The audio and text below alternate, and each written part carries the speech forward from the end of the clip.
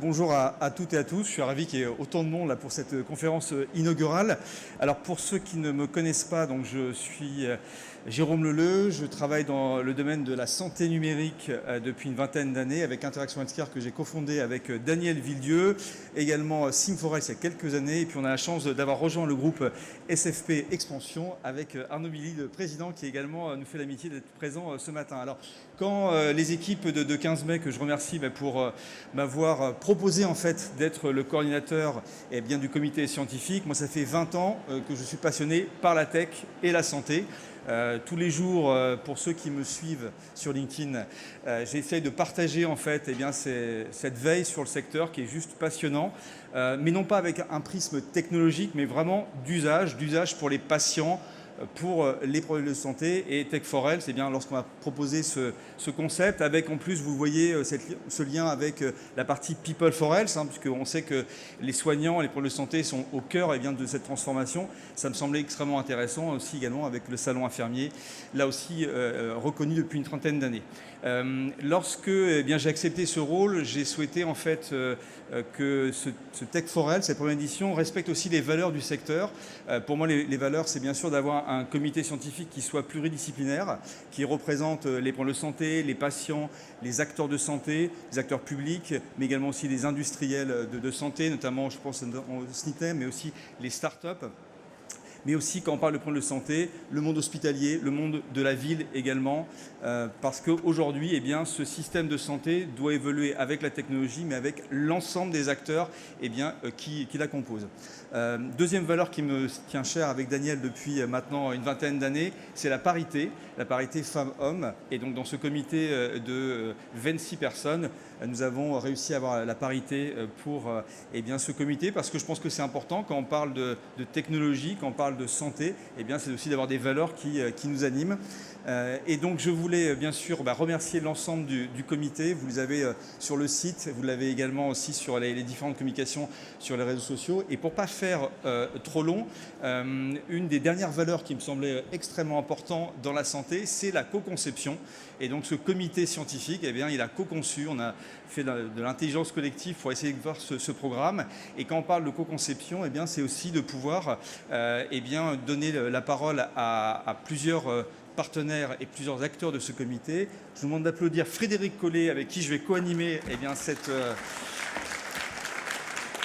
cette conférence inaugurale, et remercier également une nouvelle fois le comité, puisque c'est 26 membres, mais ces 26 membres nous ont permis de réunir plus de 90 acteurs intervenants et intervenantes donc de la santé en France, mais aussi à l'international. On verra tout à l'heure avec Madame Irène Marcheter, qui nous fait le plaisir de venir de Québec de Montréal pour nous parler notamment du CHUM. Donc voilà, donc c'est vraiment une belle expérience. Je remercie vraiment vivement tous les acteurs qui ont participé, et notamment l'équipe de 15 mai, James et son directeur général, ainsi que Camille. Et Frédéric, maintenant on va passer... Où es-tu, Frédéric? Tu es là. Je suis là. Tu as toujours été là depuis, donc je te remercie encore une nouvelle fois. Et donc on va faire cette conférence inaugurale qui est en fait le thème central de cette conférence, c'est la technologie au service de l'efficience. Donc vous le verrez tout au long de ces 2 jours, c'est des exemples concrets, donc c'est un lieu d'échange, un lieu de réflexion, mais on a souhaité ne pas uniquement dans des concepts, mais vraiment de donner des retours d'expérience. On le verra, comme j'ai dit il y a quelques secondes, avec le CHUM. Donc Frédéric, une nouvelle fois, merci. Tu es le président de la filière intelligence artificielle et cancer. On va en parler aussi tout à l'heure avec une autre conférence dédiée sur ce sujet, mais ça me tenait à cœur de te laisser cette animation de la conférence inaugurale, parce que au-delà de l'amitié que je te porte et de tout le parcours que tu as dans la santé, tu as avec la FIAC, donc la filière, cette vision écosystème, de dialoguer aussi avec tous les acteurs qui composent la santé. Donc tu étais extrêmement légitime pour pouvoir porter également cette conférence, et au regard de ton implication ces derniers mois dans le comité scientifique. Donc Frédéric, c'est à toi, et encore merci et à tous de votre présence. Merci beaucoup. Merci beaucoup Jérôme, et je vais inviter tous nos participants à la table ronde à me rejoindre ici. Vous avez vu que Jérôme nous a permis de rassembler un nombre d'intervenants prestigieux, experts dans leur sujet, très complémentaires. Et donc, pour aborder ce sujet de l'efficience qui est quand même un peu un sujet complexe en fait, parce qu'on peut se demander si l'efficience c'est un peu un mot valise. Tout le monde parle de l'efficience. Est-ce que c'est de la pensée magique? Parce que tout le monde se pose la question également de l'efficience qui va résoudre tous les problèmes. Et en réfléchissant à cette table ronde, je me disais finalement ça me ramenait à quelques années plus loin, plus tôt quand j'étais étudiant, où en économie on disait que l'efficience c'est un peu comme l'analyse de la valeur, c'est-à-dire c'est obtenir plus pour le même prix ou obtenir la même chose pour moins cher. Et donc, dans le domaine de la santé, c'est particulièrement pertinent aujourd'hui. Dans le cadre du rapport de la mission Born qu'on avait rédigé il y a quelques années, on avait souligné à quel point l'équation de la santé est aujourd'hui tendue. Pour des raisons démographiques et de demande, c'est évident, pour des raisons d'offres et d'innovation, dont il faut se réjouir également, et puis pour le fait qu'on a une équation qui est contenue, qui est sous contrainte, notamment pour des raisons budgétaires. Et le tout en France, en continuant de défendre absolument ce à quoi on est attaché, c'est que chacun continue de payer selon ses moyens pour recevoir selon ses besoins. Et c'est ça qui fait que notre équation est assez complexe. Donc pour parler d'efficience aujourd'hui, on a le plaisir d'avoir ces intervenants tout à fait prestigieux. Et je pense que la première question qu'on pourrait se poser, c'est celle de la définition. Et pour définir l'efficience, je voudrais commencer à demander aux patients d'abord. Et Anne-Laure, c'est à vous que je voudrais poser la première question en disant, pour les patients, de quoi parle-t-on quand on parle d'efficience? C'est quoi l'efficience pour les patients? Bonjour, donc merci beaucoup. Déjà, je voudrais dire que quand on devient patient, notre relation, notre regard sur notre système de santé est transformé. Parce que tout d'un coup, on en a besoin. Et j'allais dire, l'efficience, c'est finalement comment on va être soigné. Donc ça devient extrêmement concret. Donc très souvent, on va dire, pour le patient, c'est avoir le bon traitement pour le bon patient au bon moment. Mais comme vous l'avez souligné, aujourd'hui, on parle d'efficience. Pourquoi? Parce qu'en fait, on est de plus en plus nombreux à être patients et surtout, on vit de plus en plus longtemps. Donc ça, c'est une super bonne nouvelle, mais ça veut dire qu'on a de plus en plus besoin d'être en suivi pour nos différentes maladies qui se chronicisent de plus en plus. Et donc, effectivement, il y a une question d'équation et vient en face de ce nombre de patients toujours plus nombreux, le besoin de la pertinence de ce qui va nous être proposé et des ressources qui sont en face. Et donc pour ça, la notion aussi d'équité de prise en charge, de qualité des soins est majeure. Je pense que pour les patients aujourd'hui, on veut aussi souligner qu'il ne faut peut-être pas regarder en consommation de soins de façon très silotée comme on le fait souvent, mais peut-être plus en parcours. Et je vais donner très rapidement quelques exemples. On pourrait faire beaucoup plus efficace, efficient, si on faisait plus de prévention. Typiquement, la prévention avec la vaccination HPV, on diminuerait de très nombreux cancers gynéco-pelviens et aussi ORL. Je suis la seule à porter un ruban bleu aujourd'hui, pourtant c'est le mois de mars. On a un dépistage du cancer du colorectal, dont la France en fait s'empare très peu. Et beaucoup d'entre vous êtes entre 50 et 74 ans, donc je vous invite à faire ce dépistage qui en tant que tel serait très efficace. Et pour vous-même en termes de chance, mais aussi pour notre système de santé en termes de coûts. La troisième chose, c'est les parcours diagnostiques. On les oublie souvent.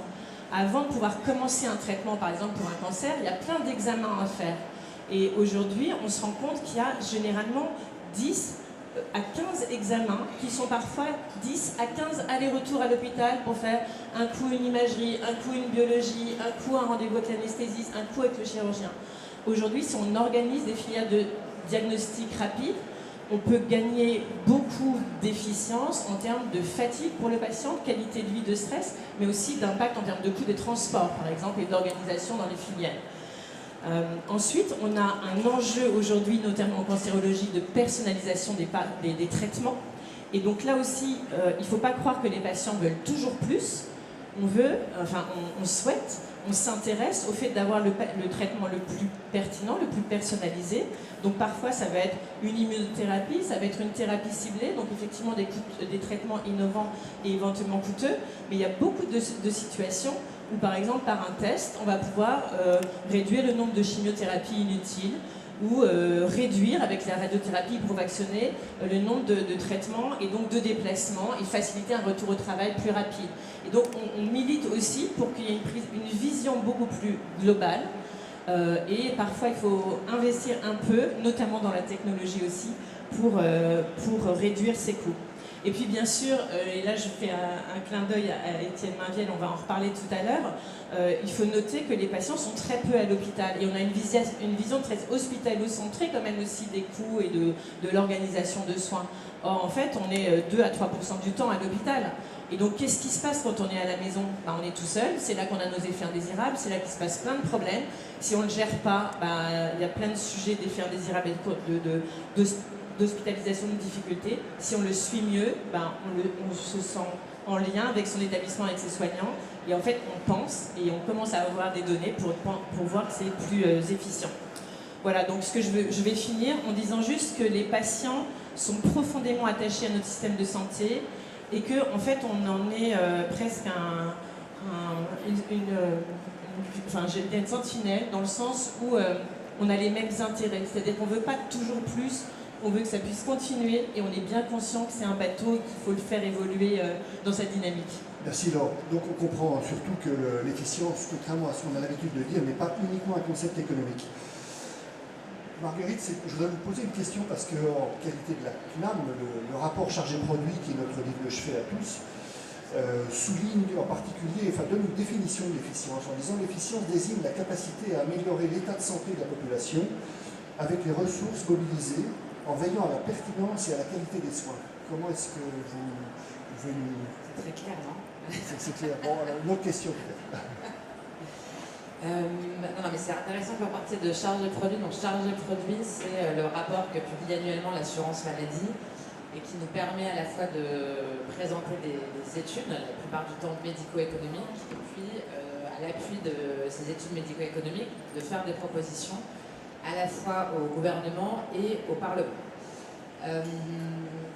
Cette année, on va faire un chargé produit un peu nouveau. Le directeur général de la CNAM, Thomas Fatome, et son président ont fait une tribune dans les Échos, puisque, et donc c'est très bien que la conférence soit sur le sujet, l'assurance maladie étant très mauvaise santé financière.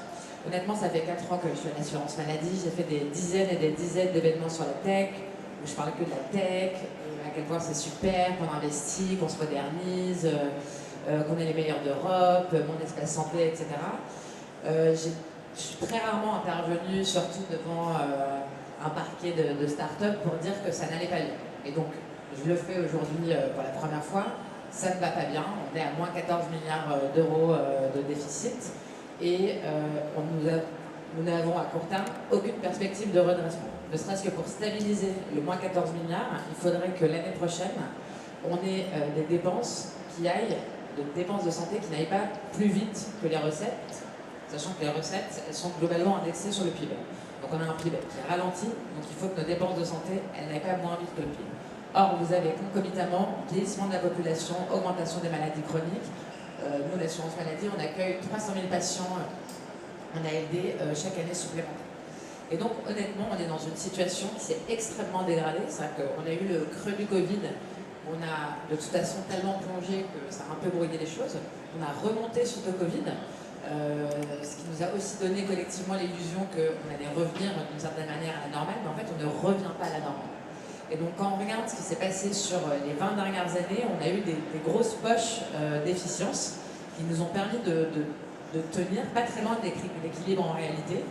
Il y a eu la chirurgie ambulatoire, qui a été une transformation majeure de notre système. Il y a eu la pénétration des génériques, qui a été un levier d'efficience majeur. Donc, on a eu la réforme des achats à l'hôpital, les achats qui se sont organisés pour acheter mieux, de manière plus pertinente, etc. On a eu tous les mécanismes de stabilité avec l'industrie pharmaceutique.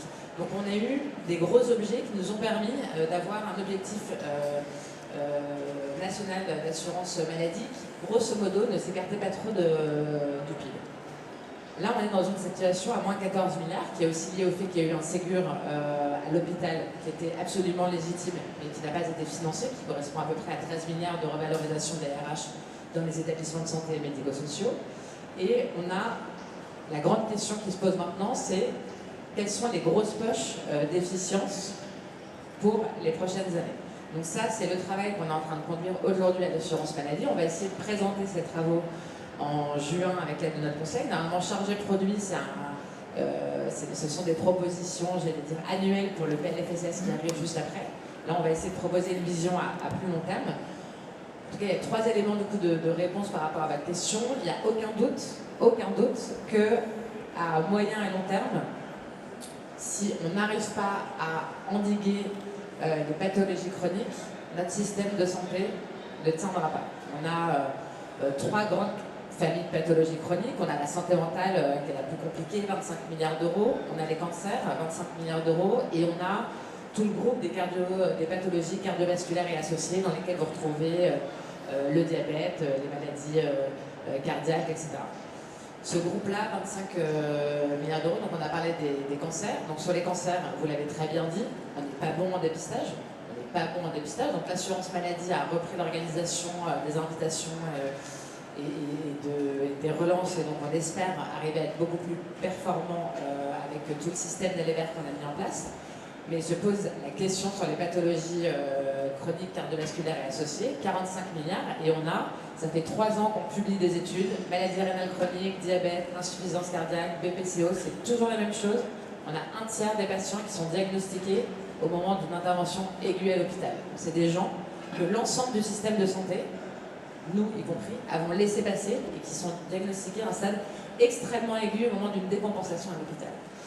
Donc, on va revenir après sur les technologies, mais c'est top d'avoir de l'IA qui permet de nous dire, vous prenez une goutte de sang et on vous dit à quelle heure vous allez mourir dans 10 ans, etc. Alors, il y a un truc qui est sûr, c'est que quand vous avez 20 millions de personnes qui ont une hypertension artérielle dont seulement un quart est stabilisé, quand vous avez un adulte sur 2 qui est en situation de surpoids, quand vous avez 17% des personnes qui sont en obésité, ces gens-là, pas besoin d'avoir fait des algorithmes ultra prédictifs, vous êtes à peu près sûr qu'ils vont avoir une pathologie cardiovasculaire et associée ou une autre dans les années qui arrivent. Et donc on a un impératif de long terme qui est de se dire, en fait, comment ça, on arrive à la fois en prévention primaire, en prévention secondaire et en prévention tertiaire à contenir cette dépense en faisant de la pertinence médico-économique pour que ces patients, 1, ne deviennent pas malades, 2, qu'ils soient dépistés au plus tôt, et 3, quand ils sont malades, qu'ils arrivent à être le moins malades possible et maintenus le plus longtemps possible dans un bon état de santé. Je me dépêche, mais je poursuis néanmoins. À court terme, on appelle aussi efficience, et souvent il y a une sorte de confusion avec nos interlocuteurs, tout ce qui permet la performance médico-économique du système. C'est-à-dire qu'on a beaucoup de gens qui viennent nous voir et qui nous disent, mais en fait, vous savez quoi, grâce à ma solution, grâce à mon système, il y a moins d'hospitalisation, vous évitez les consultations chez le médecin, etc. Et donc ils me disent, en fait, vous économisez 30 € la consultation chez le médecin. En fait, on n'économise jamais des consultations chez le médecin. Pourquoi? Parce qu'il n'y a pas suffisamment de médecins. Donc une consultation évitée chez le médecin il ne va pas rentrer 1 heure plus tôt chez lui, 15 minutes plus tôt chez lui. Il va prendre un autre patient qui avait besoin d'être vu. Et donc comme on a un système sous tension à la fois hospitalier et en ville, en réalité, quand on crée de l'efficience dans le système de santé, c'est juste qu'on améliore l'accès aux soins. Et donc, on améliore, on réduit d'une certaine manière la perte de chance pour les patients. Et ce n'est pas de l'argent pour l'assurance maladie. Quand vous évitez des hospitalisations, vous ne faites pas économiser d'argent à l'assurance maladie. Vous permettez à l'hôpital de mieux prendre en charge les patients. Et j'en viens à mon dernier point, qui est la vraie efficience de court terme. On va devoir préparer un PLFSS l'année prochaine. Honnêtement, on est dans une situation extrêmement compliquée. On a d'ores et déjà un gouvernement qui nous demande de regarder des économies.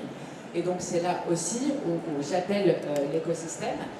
Nous, on a des dépenses qui vont beaucoup trop vite sur les arrêts de travail, beaucoup trop vite sur les médicaments, beaucoup trop vite sur les transports, beaucoup trop vite sur les prescriptions.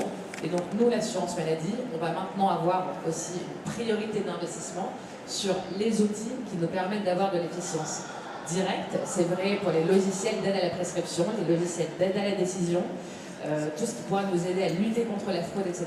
Mais on a aussi un sujet de court terme, c'est-à-dire que si dans les 5 prochaines années, on n'arrive pas à montrer que notre système de santé d'assurance maladie est soutenable, je pense que tout ce qu'on a construit collectivement ne tiendra pas, on n'y arrivera pas. Si on a un déficit qui se creuse de 3 milliards par an chaque année à compter d'aujourd'hui, dans 5 ans, c'est terminé. Voilà. Merci. Pour cette note un peu, Non, mais ça mérite de la clarté. Merci beaucoup. Et c'était important parce que ce que vous dites est en résonance parfaitement avec ce que disait Laure au départ. Vous avez évoqué des sujets en particulier de prévention, vous avez évoqué des sujets de parcours, vous avez évoqué des sujets d'équité et celui de la soutenabilité. Et du coup, Sylvia, j'avais une question pour vous parce que vous êtes d'abord ici en qualité de responsable d'une structure publique qui accompagne l'évaluation, le déploiement de technologies de santé.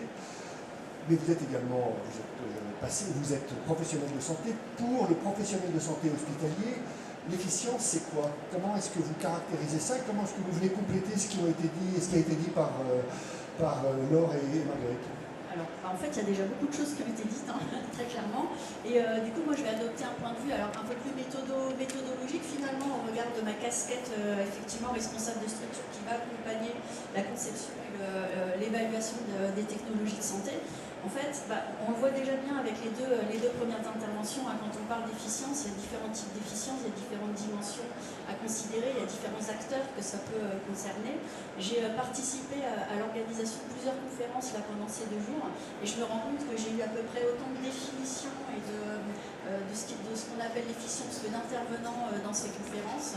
Et chacun, finalement, pour chacun, les éléments et les dimensions qui vont être importantes sont différentes parce que forcément, si on parle à un patient, si on parle à un régulateur, à une autorité compétente, ça ne va pas être les mêmes. On va pas pondérer finalement les critères et les dimensions de la même façon. Et du coup, avec ma casquette, l'expérience que nous on a finalement, moi ce que je me dis, c'est que on ait des technologies de santé qui, in fine, vont contribuer à l'efficience d'un système. Alors, il faut voir ce qu'on met derrière système. Il faut forcément des approches multidimensionnelles, en fait. Ça a été dit, on considère toujours beaucoup la dimension économique, qui est importante, bien évidemment. Souvent, on va considérer la dimension clinique. Donc, c'est les deux qu'on a systématiquement. De plus en plus, on va parler effectivement d'organisationnel et d'impact organisationnel dans les méthodologies et dans les approches qu'on va mettre en place. Mais finalement, on l'a bien vu aussi avec ce qui vient d'être dit, il ne faut pas oublier non plus la dimension sociale, il ne faut pas oublier la dimension populationnelle, épidémiologique, éthique, notamment quand ça embarque de l'IA, c'est quelque chose qui est vraiment important. Et en fait, peut-être le message que moi je voulais faire passer par rapport à cette notion d'efficience, c'est déjà l'anticiper, se poser la question finalement sur les technologies de santé que l'on va concevoir, que l'on va accompagner, que l'on va déployer, sur toutes les dimensions que ça peut concerner, lesquelles sont concernées et comment finalement, selon la technologie, elles ne seront pas pondérées de la même façon, mais il faut se poser la question sur l'ensemble des dimensions. Et donc vraiment, j'insiste sur ce côté approche multidimensionnelle, approche systémique de l'efficience. Et on voit bien avec les deux interventions qu'on vient d'avoir que c'est vraiment important en fait. Merci beaucoup. On va revenir sur ce sujet après. Et on comprend qu'effectivement, il y a une question de concret, il y a une question de pragmatisme. Et effectivement, quand on évoque l'efficience, on comprend que il y a un enjeu essentiel, et devant cette maison qui brûle, si je peux dire, que Marguerite a décrit, on comprend qu'il y a un enjeu essentiel de concret, de mesure. Étienne, en qualité d'expert de l'organisation des systèmes de soins et de celui de la mesure, justement, est-ce que la racine principale de l'efficience, elle pourrait se situer dans les parcours? Alors, la réponse est oui, mais je voudrais dire autre chose. Moi, je suis d'accord avec ce qui a été dit sur l'efficience. Je pense que c'est assez simple, en fait, le sujet. C'est une optimisation d'un résultat sur les ressources utilisées. La question, c'est qu'est-ce qu'on met dans le résultat? Et donc, selon les sensibilités, on peut avoir une vision patient, une vision clinique. Au passage, sur la tech, un des problèmes, c'est le rapport à ce qu'on considère en clinique le gold standard, c'est l'espérance de vie. C'est-à-dire que souvent, en fait, sur la tech, on a beaucoup de mal à toucher l'espérance de vie parce que la relation n'est pas simple. Donc ça, c'est un premier point. Et sur l'optimisation, il faut comprendre ce qu'on met derrière l'optimisation. C'est-à-dire que au fond, c'est soit on optimise les résultats à ressources constantes, soit, et je pense que ce que vient de dire Marguerite Cazeneuve nous incite à aller dans cette direction, c'est s'assurer qu'on a au minimum, on ne dégrade pas la qualité et qu'on diminue les ressources. Et on est assez souvent en fait dans ce cas-là. Par contre, ce n'est pas l'efficience quand on améliore le résultat, mais qu'on augmente les ressources. Ce qui est souvent aussi un point qui est présenté parfois avec un côté positif, mais qui n'est pas d'efficience. Alors, pour répondre à ta question sur la mesure, d'abord, je pense que les pouvoirs publics sont maintenant très attentif sur la mesure de cette efficience, beaucoup plus qu'il y a 10 ans. Et dans le rapport à la tech, puisqu'on est dans le congrès, je pense qu'on ne peut plus passer maintenant sur un discours sur lequel on fait confiance. Il y a eu d'ailleurs en plus beaucoup de recul ces dernières années, où il y a eu beaucoup d'annonces, je suis désolé, j'espère que je n'ai pas une mauvaise ambiance dans la salle, mais il y a eu beaucoup d'annonces très positives sur le rapport à la tech, par exemple sur la réduction du temps clinique, et on se rend compte en fait que c'est beaucoup plus complexe, que le rapport entre le médecin et l'IA n'est pas si simple que ça, etc. Donc il y a une question de doctrine sur l'évaluation. La difficulté, c'est que la doctrine n'est pas très stabilisée. C'est-à-dire qu'on a un peu l'industrie du médicament en référence, mais ce n'est pas tout à fait la même chose dans les formes d'évaluation. Bon, on parle beaucoup de coefficacité. Moi, je trouve que c'est très compliqué, la coefficacité. J'aurais tendance à dire, nous, dans nos expériences modestement, ce qu'on fait et ce qu'on a fait, merci d'y avoir fait allusion à Gustave Roussy sur l'oncologie, on fait un randomisé contrôlé. Ça peut poser une question en tant que telle. Est-ce que le randomisé contrôlé doit être utilisé pour toutes les techs parce que c'est très lourd, c'est très coûteux?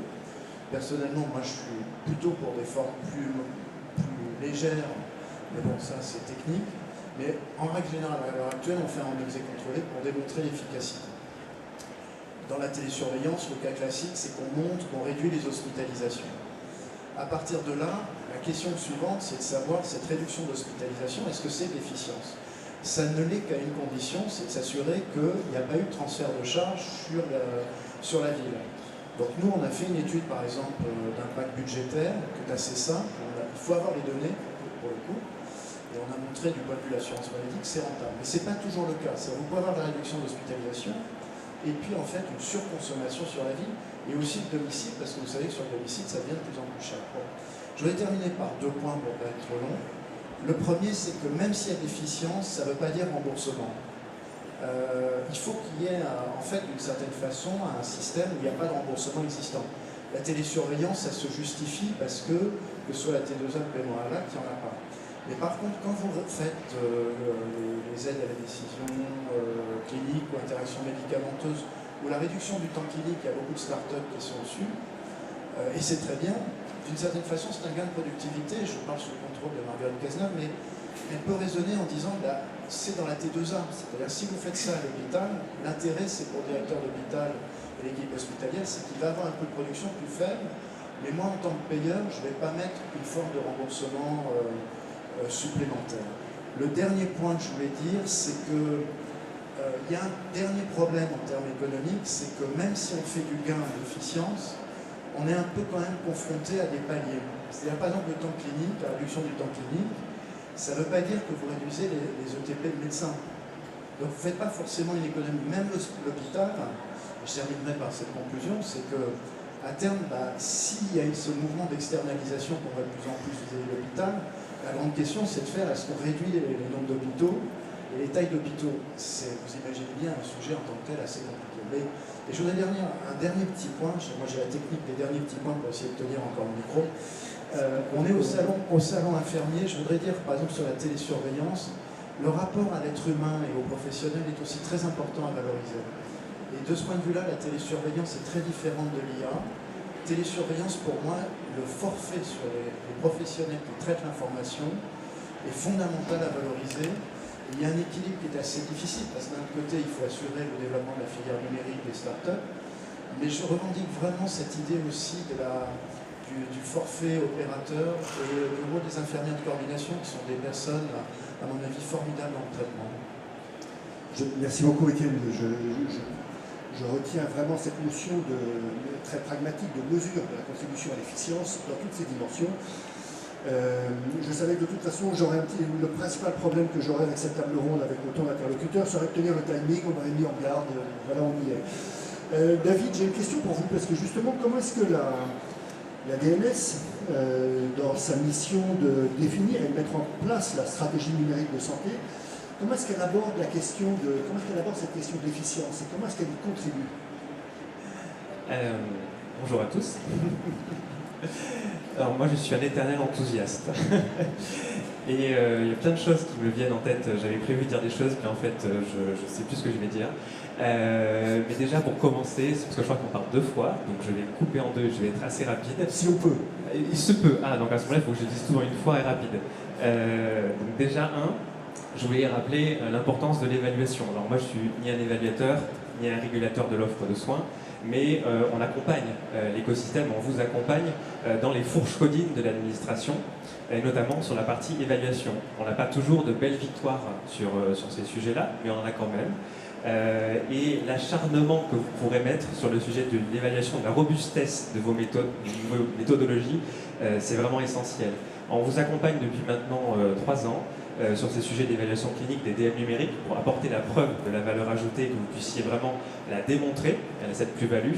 Je sais que c'est pas simple, mais ça passera toujours par là.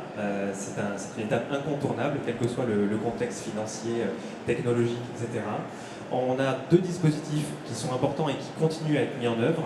On a le guichet diagnostic avec BPI qui accompagne sur la méthodologie des essais que vous allez mettre en œuvre. On prend en charge jusqu'à 50% les frais d'accompagnement d'experts pour vous aider dans les méthodologies d'essais cliniques. On a accompagné plus de 130 projets sur ce guichet.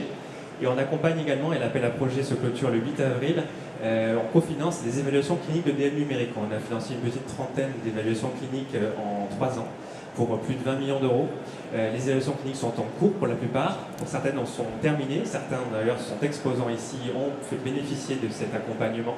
On a quand même des belles histoires. Alors, je ne peux pas lister toutes les boîtes, sinon ce serait trop long.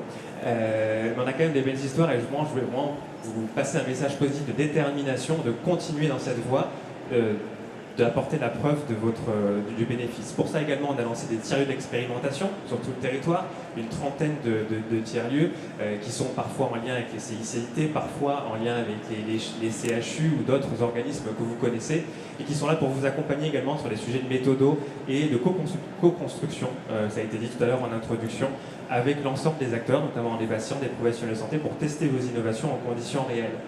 On a lancé également sur Genius, le stand est là-bas, moi je fais de la pub en même temps, un service qui s'appelle Mon Financement, qui a été lancé il y a quelques semaines, qui vous accompagne en quelques questions. On l'a créé avec la DSS, qui vous accompagne en quelques questions sur quelles sont les voies d'accès au marché pour vos innovations. Alors évidemment, ce n'est pas exhaustif et ça ne vaut pas les conseils d'un expert en market access. Néanmoins, ça peut vous aider déjà à avoir les premiers réflexes. Souvent, quand on rencontre des entrepreneurs, la DNS sont également très enthousiastes, comme nous. On veut quand même un petit peu les mettre au parfum. Donc sur le sujet de l'évaluation, toujours dire qu'il faut être exigeant, méga exigeant sur ce sujet. Rappeler les délais de marquage C aussi qui sont à anticiper. Et également rappeler l'enjeu de la co-conception avec les utilisateurs. Et je parlerai tout à l'heure, la deuxième fois, je parlerai de la partie données de santé. Merci beaucoup David. Effectivement, l'enjeu de l'évaluation il est clé. Et pour toutes les entreprises et startups qui sont ici, on sait à quel point c'est une barrière qui est parfois difficile à comprendre et à surmonter. Quand on parle aujourd'hui, la bonne nouvelle, c'est qu'on est devant un parterre d'entreprises extrêmement foisonnant et avec une offre et une qualité d'offre qui est absolument formidable. Du coup, je voulais vous poser la question, Charles-Édouard, qui est là justement pour l'AIS, justement de nous dire comment est-ce que l'AIS aborde ces questions et quel message vous adressez à ces entreprises de la tech aujourd'hui qui doivent comprendre la bonne façon d'aborder ces sujets d'efficience et de pouvoir la mesurer et y contribuer. Déjà, merci beaucoup pour l'invitation. Je voudrais remercier les précédents intervenants, notamment Marguerite, sur l'insistance qu'elle a eu à dire. Attention, il y a quand même un sujet qui est rapide, qui arrive devant nous à être peut-être collectivement plus aligné sur les enjeux d'efficience. Le premier point, c'est que j'ai jamais vu une entreprise qui me disait on est moins efficient que on n'apporte aucune efficience dans le système. Ça, j'ai jamais vu encore aujourd'hui. Sur l'accompagnement des choses, premier sujet, on a un vrai besoin de lisibilité, on a un vrai besoin de faire comprendre et que les entreprises comprennent, il faut qu'on s'aligne aussi sur qu'est-ce qu'on attend en fait en termes d'efficience et de capacité à mesurer qu'est-ce qu'on attend. Donc les évaluations, je rejoins ce qui a été dit avant, désolé de ne pas apporter un mot en plus, mais le sujet d'évaluation, de la capacité à pouvoir bien évaluer les choses, apporter des méthodologies assez robustes pour démontrer justement ce qu'on va apporter dans le système, ça me paraît important, et c'est ce qu'on essaie de faire aussi au niveau de l'agence d'innovation en santé. On essaie de le faire à différents niveaux, déjà à travers un guichet qu'on a mis en place, et on reçoit des porteurs de projets pour essayer d'orienter vers des dispositifs tels que l'un d'entre eux vient d'être détaillé par David, expliquer aussi les attentes, donner une certaine projection aussi par rapport à des expérimentations qui peuvent être menées. On essaye aussi de mettre en place des appels à projets qui vont permettre de mesurer l'efficience et puis permettre de faire des passages à l'échelle en la matière. Et là, je pense à un appel à projet qui est en cours, dont la première relève a eu lieu il y a quelques semaines maintenant, en matière de prévention.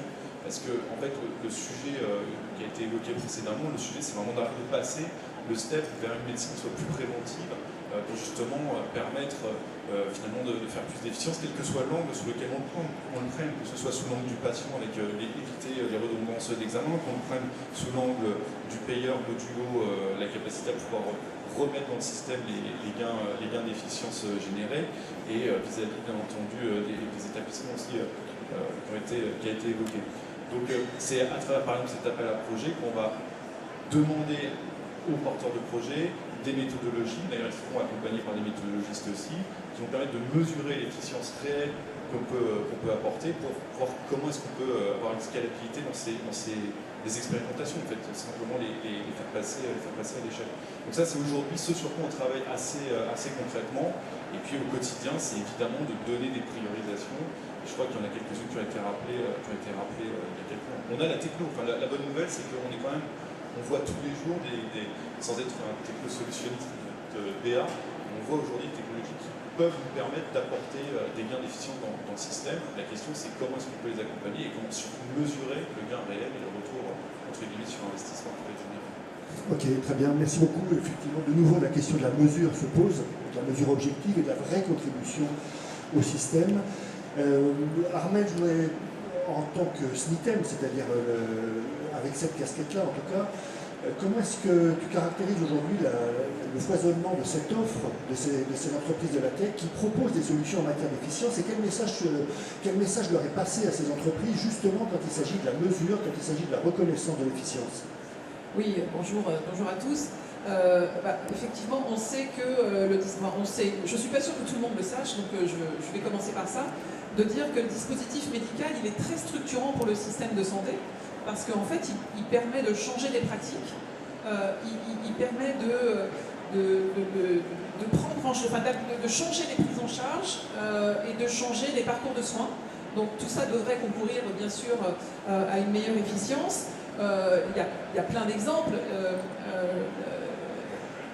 Marguerite l'a évoqué tout à l'heure, la réduction des séjours hospitaliers grâce au développement de la chirurgie ambulatoire avec des dispositifs qui sont moins invasifs, avec l'utilisation de la robotique. On fait sortir les patients plus tôt de l'hôpital parce qu'on a maintenant des solutions qui permettent de les télésurveiller même en épisode aigu et donc d'anticiper les éventuelles réhospitalisations. L'autre sujet des pathologies chroniques aussi, qui est quand même effectivement une énorme poche de dépenses pour l'assurance maladie. La télésurveillance, ça a été évoqué, on montre que ça permet d'éviter des complications, des réhospitalisations, et donc tout ça au bénéfice du patient. Donc les exemples ne manquent pas pour démontrer que le dispositif médical peut accompagner cette recherche d'efficience. Alors après, là aussi, je ne vais pas être très original par rapport à ce qui a déjà été dit. Les enjeux que rencontrent les entreprises, c'est d'abord quand elles accèdent au marché, quand elles ont la chance de pouvoir accéder au marché, c'est le déploiement, parce qu'en fait, elles sont sur le marché, elles ont une marque HCE, elles sont éventuellement prises en charge, puis on se rend compte que finalement, ça ne se déploie pas tant que ça. Je prends pour exemple la télésurveillance, et en fait, il faut absolument accompagner les professionnels de santé. On sait très bien qu'on est tous, et ce n'est pas que les professionnels de santé, on est tous un peu réticents au changement, quand on change nos habitudes, quand on a plus peur. Pourquoi on a peur? Parce qu'on ne nous explique pas pourquoi, ce que ça va nous apporter, comment ça va se passer, etc. Donc je pense qu'il faut absolument que les autorités qui accompagnent les soignants, en particulier la DGOS, mettent en place tout ce qu'il faut pour accompagner le déploiement, les explications, les formations, etc. Et la formation, c'est très important pour les nouvelles technologies. Évidemment, c'est plus ou moins technologique, mais on sait qu'il y a des nouveaux traitements qui sont faits grâce à de la techno. Si on n'apprend pas aux professionnels de santé à se servir correctement de la techno, les résultats attendus ne seront pas au rendez-vous. Donc ça, c'est hyper important. Et puis, effectivement, en amont de ça, pour arriver au marché, effectivement, il y a tous les problèmes de financement. Et on l'a évoqué avec Étienne à l'instant, il y a effectivement la voie du remboursement et puis la voie des autres solutions digitales. C'est un sujet qu'on a déjà évoqué avec Marguerite à de nombreuses reprises. Donc, mais avant de financer, il faut évaluer.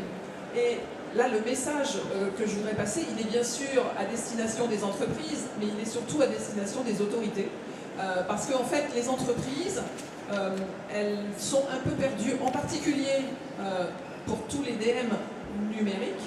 Parce que bon, les DM classiques qui ont leur voie de remboursement classique, qui vont vers la LPP, on sait très clairement ce qu'attend la HAS pour les évaluer. Sur le numérique, je suis désolée, malgré les guides méthodologiques et tout ce qu'on veut, quand on voit ce qui se profile, et il y a encore eu 2 refus de remboursement de la HAS, 2 évaluations négatives qui ont été publiées là, justement cette semaine, on voit bien que c'est pas du tout clair. Les entreprises ne savent pas quelle étude clinique réaliser pour finalement convaincre les autorités de l'efficience, du bénéfice médico-économique de leur solution.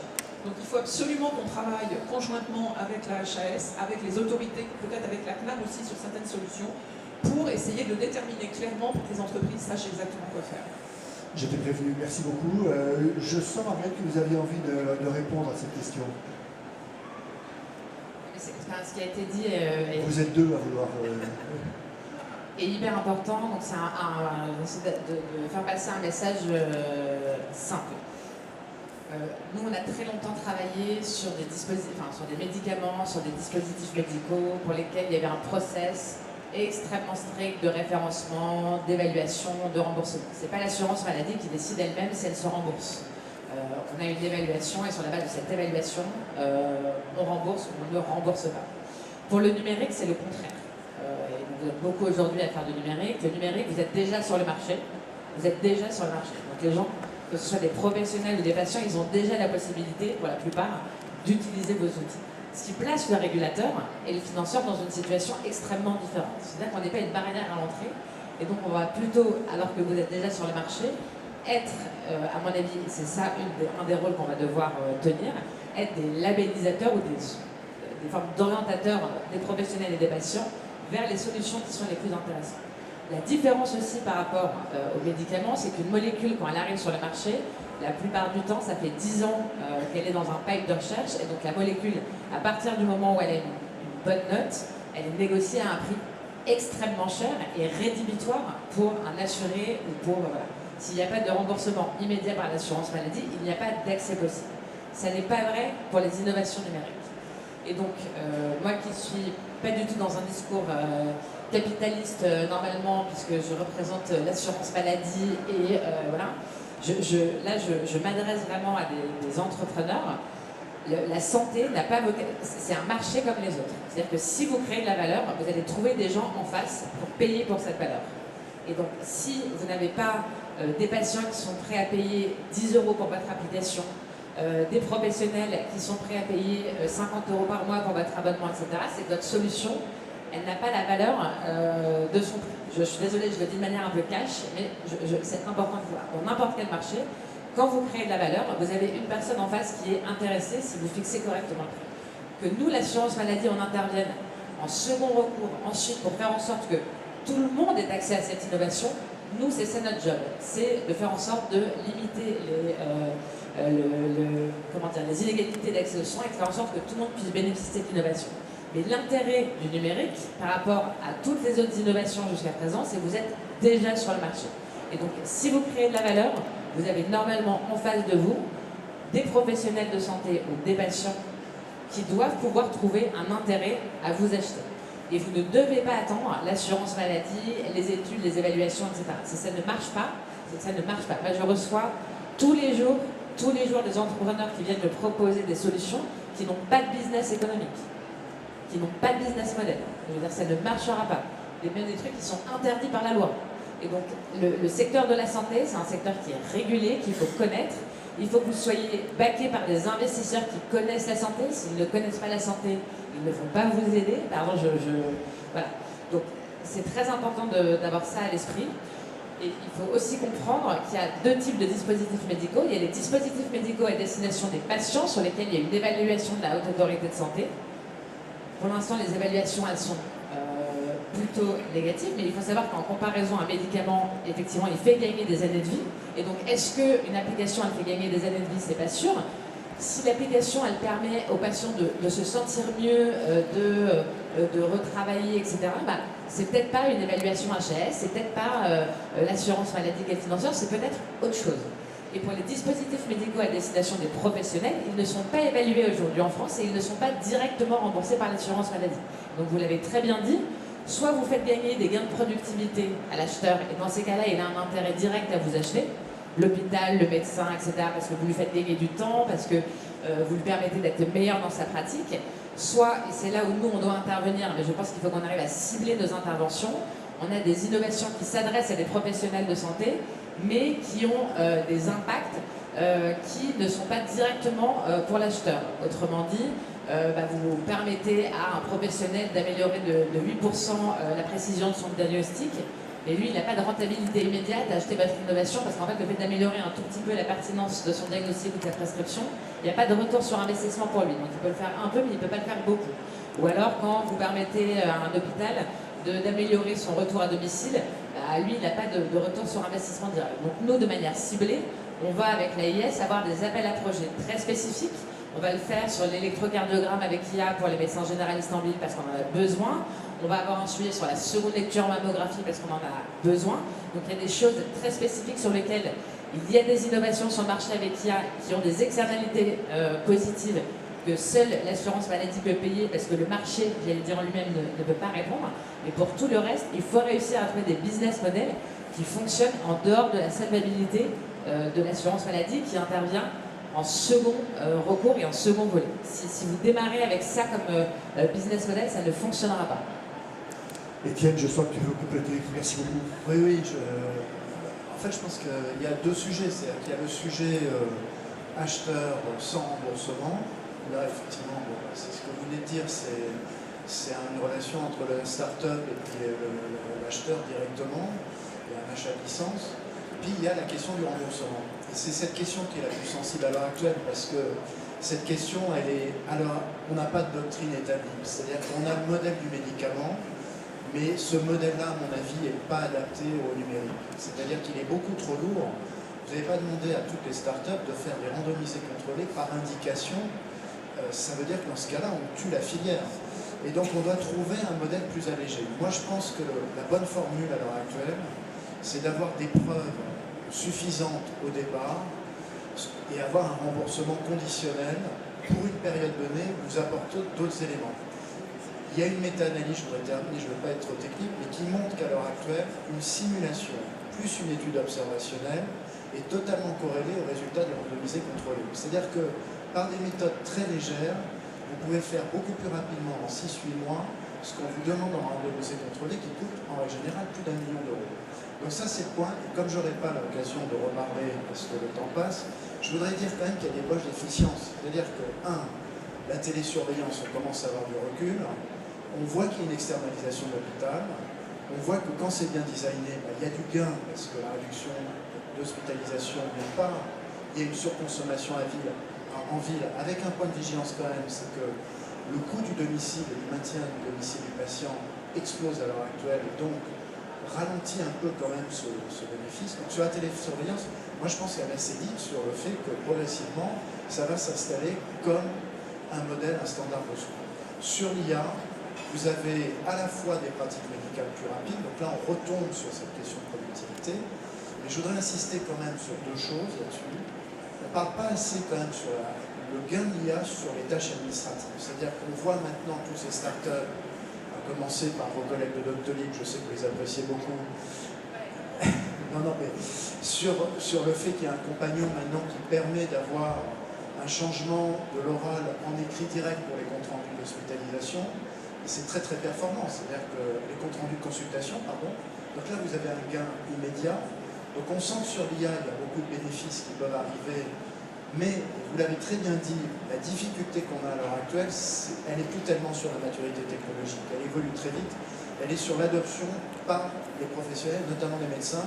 Très brièvement, une étude qui a fait beaucoup de buzz, ChatGPT contre des médecins sur une série de diagnostics, ChatGPT, 91% des cas trouvent le diagnostic, les médecins 74%, mais surtout, quand les médecins voient les résultats de ChatGPT, ils ne bougent pas de leur position, ils vont de 74 à 76%. C'est-à-dire qu'ils ne font pas confiance à la machine. Et ça, c'est embêtant, c'est-à-dire qu'il y a des questions de formation très importantes. Dernier point, très rapidement, sur la prévention. Nous, on a mené à l'IX avec Gustave Roussy sur la prévention algorithmique, donc le rôle de l'IA depuis 2 ans, des séminaires. Vous les connaissez, je pense. On voit qu'il y a un gain extraordinaire à ce niveau-là de l'IA sur la prévention, qui dialogue avec une prévention en population générale, qui est beaucoup plus personnalisée et ciblée. Ça existe en cancéro, en santé mentale. On est très bien placé en France là-dessus. Et je voudrais dire que notamment sur le bien vieillir, en prévention tertiaire, il y a des poches extraordinaires de bénéfices. C'est-à-dire qu'une prévention sur les risques de complications d'une maladie, là il y a des gains d'efficience à l'heure actuelle très importants. Je terminerai, on a une start-up, je ne la citerai pas pour ne pas lui faire trop de publicité, mais qui fait ça sur les personnes âgées, elle réduit de 30 à 50% les hospitalisations. Les gains sont colossaux, donc il y en a quand même des gains. Mais on a compris qu'il y avait vraiment il y a des gains qui sont des gains potentiels. On a compris l'enjeu certainement de l'évaluation et de la mesure de cette contribution. Et moi, je voudrais revenir aux patients et je voudrais revenir aux soignants. Parce que bien souvent, je trouve que l'usage dans la réalité de ces propositions qui sont faites, de ces développements, n'est pas évalué de la bonne façon. Alors, comment est-ce que les patients, justement, approchent cette question de l'usage en vie réelle de ces divers dispositifs qui existent? Alors déjà, je pense qu'il faut souligner que là, on parle d'innovation, même dans la télésurveillance qui se développe, la majorité des patients n'accèdent pas à ces innovations aujourd'hui. Donc il y a aussi tout un pan pour ce qui fait la preuve aujourd'hui d'accélérer la mise en œuvre beaucoup plus large d'un certain nombre d'innovations. Je pense que les patients, là c'est pareil, ils sont pragmatiques. En fait, si ça leur sert à quelque chose, ils sont d'accord. Et ils sont beaucoup plus d'accord que beaucoup de soignants ne le pensent d'ailleurs.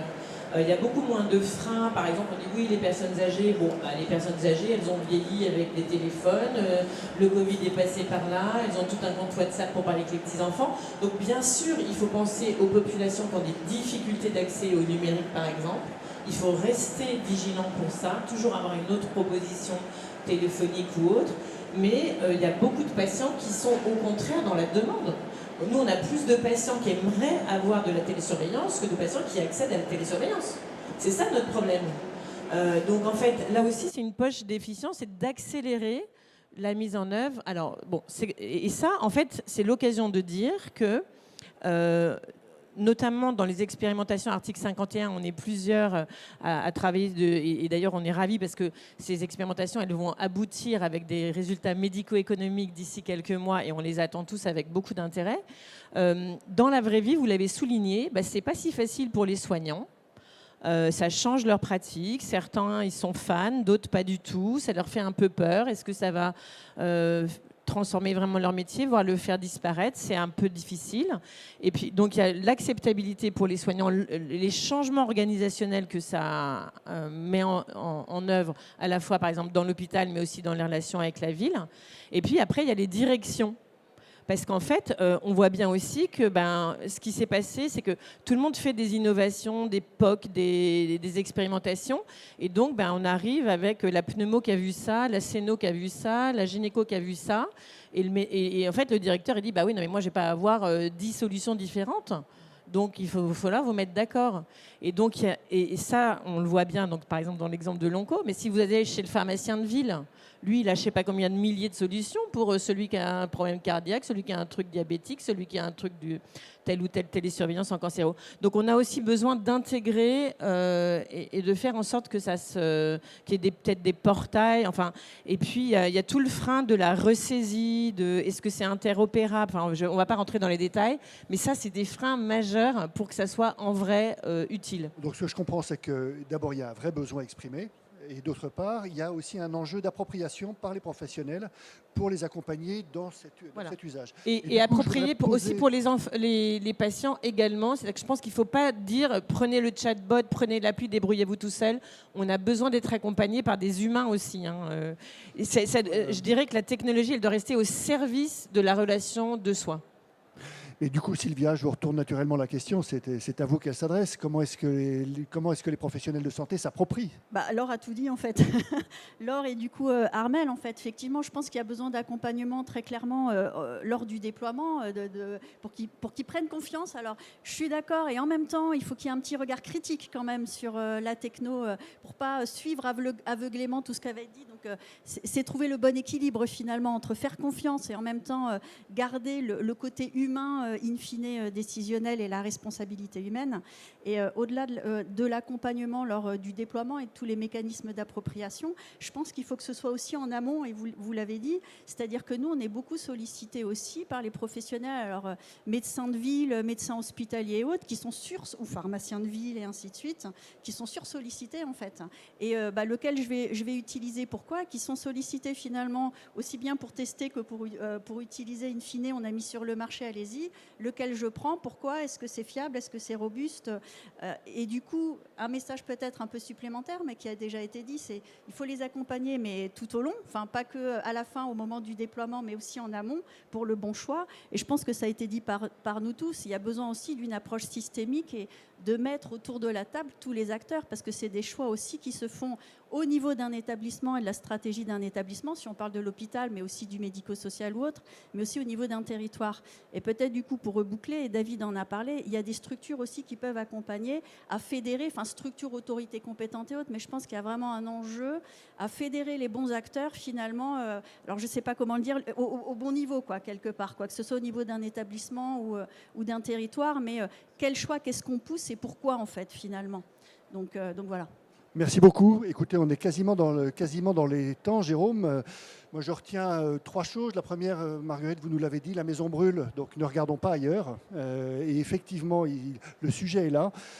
La tech est certainement un levier d'efficience, incontestablement, parce qu'il y a un besoin, parce qu'il y a une attente, d'abord du côté des patients, mais également des professionnels de santé et bien entendu de l'ensemble du système de soins.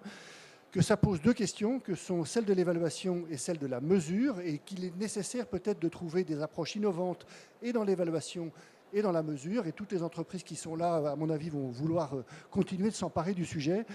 Et puis, je reste sur la question de l'usage réel, c'est-à-dire que pour les patients, pour les professionnels de santé, on sent qu'il y a encore un travail d'appropriation à faire de ces outils nouveaux. Et donc, certainement un travail d'accompagnement encore à faire. Et tout n'est pas dans le remboursement, on l'a très bien entendu de la part des uns ou des autres. Je vous remercie, Jérôme. Je crois qu'on peut remercier tous les participants de cette table ronde. Désarmement des toboggans et déverrouillage des portes. Vous pouvez descendre. Merci Frédéric, c'est vrai que tu es un vrai pilote pour reprendre tes termes avec une exactitude sur l'horaire, donc je pense qu'on peut applaudir donc l'ensemble des intervenants ainsi que Frédéric. Vous avez parfaitement introduit cette édition de Tech4Health sur la technologie au service de l'efficience. Il y a beaucoup de sujets, et je n'ai pas voulu vous interrompre, qui vont bien sûr être traités pendant ces 2 jours de conférence, notamment celle, et Frédéric, tu sais que je te garde sur l'estrade, puisqu'on va continuer sur l'intelligence artificielle. Est-ce que c'est l'alpha et l'oméga de l'efficience en santé? Donc on va en parler dans quelques minutes. Je vous garde encore quelques secondes parce qu'on a parlé de remerciements du comité scientifique.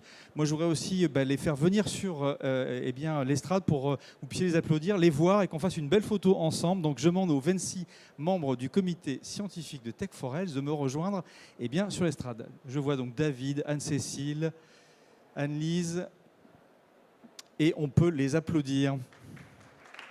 Et Et juste, j'en profite le temps que tout le monde monte sur scène. Désolée, j'ai encore 2 minutes. C'est hyper important aussi dans la période d'investir sur 2 sujets. Mon voisin sera d'accord. C'est la souveraineté de vos données et la cybersécurité. Parce qu'en Europe et en France, ça va être notre modèle dans le monde tel qu'il se profile. Ça va être ça notre rempart. Et donc, on va être extrêmement exigeant sur ces questions. Et c'est notre défense souveraine qui va se jouer là-dessus. Et donc, il faut que vous investissiez sur des outils, des plateformes, des bases de données qui soient françaises, européennes, parce que c'est comme ça qu'on va... C'est ça qui fait que vous allez vous distinguer aussi des solutions américaines. Voilà, je me tais. Et juste pour compléter, Marguerite, par rapport à ce que vous dites, c'est une demande aujourd'hui des établissements hospitaliers de plus en plus présents dans les appels d'offres d'avoir ce niveau de souveraineté. Donc. On va refuser tout ce qui est hors UE. Il faut qu'on se dise qu'il faut utiliser des plateformes de données européennes, de l'hébergement européen. Tout ce qui est souverain, ça va être ça la clé de différenciation sur le marché européen. Le monde de la S-Tech ne sera plus le même à partir d'aujourd'hui. Est-ce que tout le monde est là? Donc vous les voyez sur l'écran, vous les aurez aussi. J'ai l'impression que tout le monde n'est pas là au niveau du comité. Anne-Lise, est-ce que les membres du comité scientifique, venez, ce ne sont pas des avatars, vous voyez. Donc, est-ce qu'ils sont tous là? Adeline, est-ce que tu peux récupérer tout le monde? Je ne vois pas tout le monde avec la lumière. Ne soyez pas timide. David, je savais que tu serais là. Non, mais, oui. Allez, encore 10 secondes pour que vous soyez bien tous sur la photo. Ah bah voilà, on a le docteur Vélimino qui est présent. Comment? Et donc, Céric Vélimino, donc, qui est docteur à Annecy. Et donc, on parlait tout à l'heure que ça ne soit pas uniquement hospitalier. Et Cédric, vous représentez un des exemples concrets de la médecine de ville, comment ça peut être utilisé. Et notamment, je vous conseille de le suivre sur LinkedIn, où il donne également ses points de vue sur l'IA. Voilà. Le docteur Amaury Martin, ça y est, en fait, ils se font désirer. Voilà, donc de l'Institut Curie, qui intervient beaucoup, bien sûr, sur les sujets d'IA. Il y a plein d'actualités qui vont être présentes. Est-ce qu'il y a encore d'autres personnes qui souhaitent arriver sur le tapis rouge? J'ai l'impression que c'est ce qui est demandé. Non? Allez, je vous propose qu'on fasse la photo. Est-ce que les photographes sont là? Je vais me mettre à côté de Laure et on y va.